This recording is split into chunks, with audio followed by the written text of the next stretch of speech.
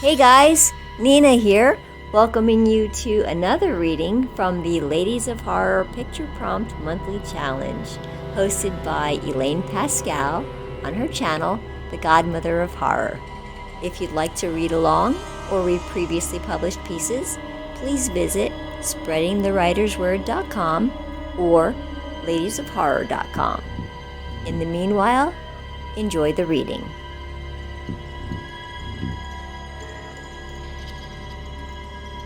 Come On In by Loren Rhoads. The beat picked up just as Meg felt the mushrooms beginning to creep up on her. The shadowy figures of the dancers around her seemed just a shiver darker than they had before. The strobes overhead burned a little brighter. She told herself the tremulous sensation in her torso was just excitement as the psilocybin kicked in, and not nausea. Mushrooms are natural, she reminded herself. Clean, not made in a lab. She was going to be fine. The music crashed in over the drums, assaultively loud. Meg felt as if her eardrums flexed with each new wave of sound. She ducked her head, trying to find a position where the speaker wasn't projecting directly at her. Chris put his cheek against hers and shouted directly into her ear, "Did you forget how to dance?" His breath smelled like the garlic pizza they'd had before coming to the warehouse. Meg's stomach twisted and she swallowed hard. "I need a drink," she shouted back at him. He grabbed her hand and hauled her through the other dancers, back toward the black light over the bar. What did she want to drink, she wondered. Nothing sounded good. She wasn't really sure she wanted to put anything into her mouth, let alone try to swallow. Her stomach cramped and fidgeted. "Beer?" Chris shouted at her. "Water," Meg decided. As Chris acquired the drink, she watched the dancers throb to the music. They didn't appear to be enjoying themselves as they grimly flailed and bounced beneath the spinning lights. Did she want to stay? Did she want to go? Did she want to deal with getting her coat from the check and waiting outside in the cold for an Uber? Wouldn't it be better to just stay here like they planned and leave at dawn to get breakfast before going home to crash? Chris nudged her with a water bottle. She unscrewed its cap and sipped. She could practically feel the moisture soaking into the tissues inside her mouth. She felt like a sponge that had been wrung dry. She sipped some more, swished it around in her mouth, swallowed cautiously. It felt good.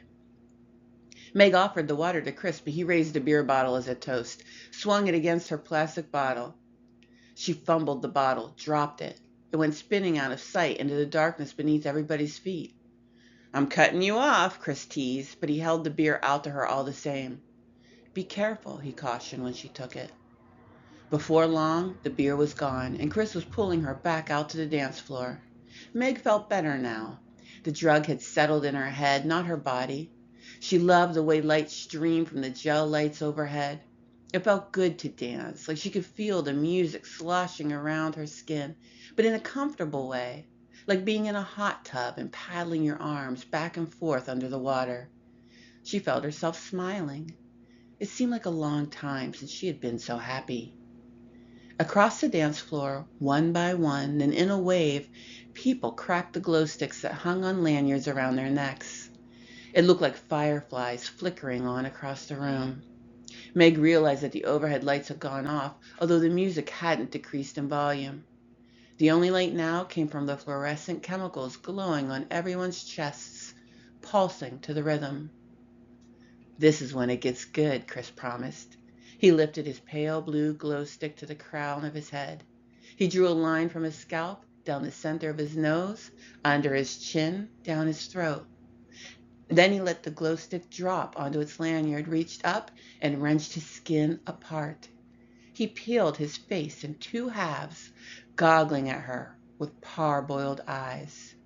Meg spun and staggered into the couple behind her. "Hey," one of the women protested. She had peeled her skin down to her shoulders, where it gathered like a mink stole. Her date had wriggled her skin down around her waist. Everyone around her was writhing and shimmying and casting off their skin just as casually as peeling off their clothes. Meg caroomed off one person, then the next, recoiling from the hot, slick wetness of their bodies. She thought she must be screaming, but she couldn't hear it over the music.